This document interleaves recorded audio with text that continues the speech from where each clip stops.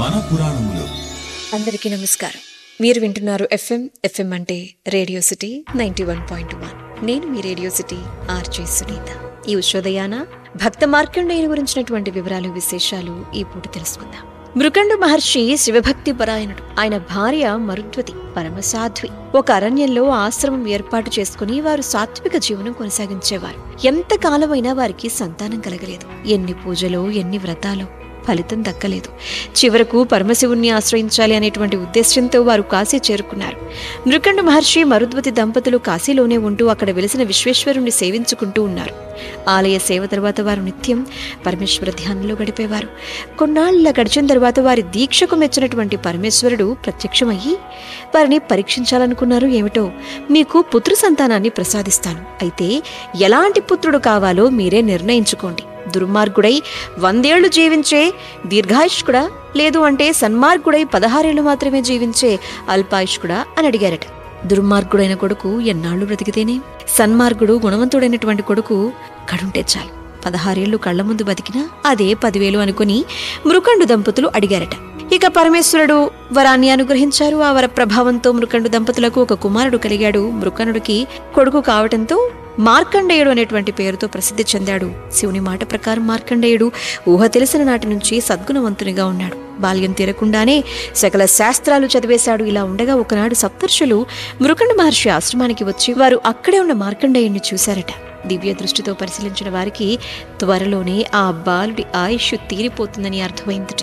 వెంటనే వారు మార్కండేయుని బ్రహ్మదేవుని దగ్గరకు తీసుకుని వెళ్లి తరుణోపాయం చెప్పమని కోరారట. నిత్యం శివారాధన చేస్తూ ఉంటూ అంత శుభమే జరుగుతుంది అని చెప్పి మార్కండేయునికి బ్రహ్మదేవుడు సలహా ఇచ్చారట. శివనామ స్మరణ వలన అకాల మృత్యువు దాపురించుదని చెప్పి సప్తర్షులు కూడా మార్కండేయునికి చెప్పారట. పెద్దలు చెప్పిన మాట ప్రకారం మార్కండేయుడు నాటి నుంచి శివలింగం ముందు కూర్చుని శివనామస్మరణ చేయటం ప్రారంభించాడు. 16వ ఏడు రాని వచ్చింది. ఒకవైపు అతని మృత్యు ఘడియలు సమీపించసాగాయి, మరోవైపు మార్కండేయుడి శివనామస్మరణ జోరందుకుంది.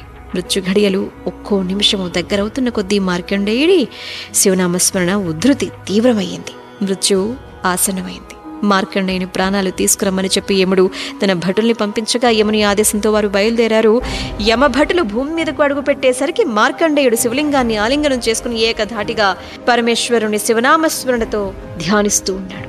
యమభటులు అతడు ఉన్న చోటుకు అల్లంత దూరంలో ఆగిపోయారట. శివనామ మహిమ ప్రభావంతో అతన్ని సమీపించడానికి వారి అడుగులు ముందుకు పడటం లేదట. చేసేదేమీ లేక వారు యముని దగ్గరకు వెళ్లారట. విన్నవించుకున్నారట. యముడు తానే స్వయంగా మహిష వాహనంపై హుటాహుటిన బయలుదేరి మార్కండేయుడున్న చోటికి చేరుకున్నారు. మార్కండేయుడు శివలింగాన్ని ఆలింగనం చేసుకుని తదేక ధ్యానంలో ఉన్నాడు. మార్కండేయ, నీకు మృత్యువు సమీపించింది, ధ్యానమాపి బయటకురా అని చెప్పి యముడు బిక్కరగా చెప్పాడట.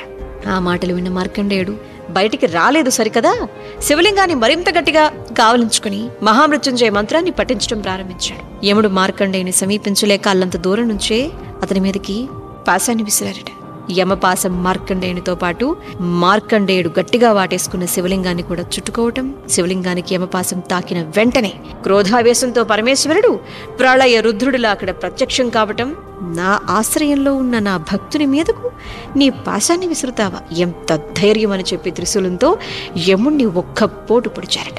యముడు అక్కడికక్కడే మరణించటం, ఆ సంఘటనకు దేవతలందరూ దిగ్భ్రాంతులైపోవటం, అందరూ మళ్ళీ శివుని దగ్గరకు రావటం, జీవుల జనన మరణ చక్రం ఏమైపోతుంది, నిలిచిపోతుంది. దేవాదిదేవా దయతలచి యముణ్ణి మళ్లీ బ్రతికించు అని చెప్పి ముక్తకంఠంతో ప్రార్థించగా వారి ప్రార్థనలకు శాంతించిన శివుడు యముణ్ణి పునర్జీవితుని చేశారట. మరెప్పుడు నువ్వు మార్కండేయుని జోలికి రావద్దు, ఇక నుంచి మార్కండేయుడు చిరంజీవి, అంతేకాదు ఇకపై శివభక్తులను నరకానికి తీసుకుపోవద్దు అని చెప్పి యముణ్ణి హెచ్చరించారట.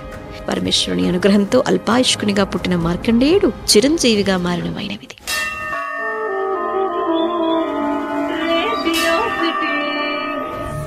మన పురాణములు.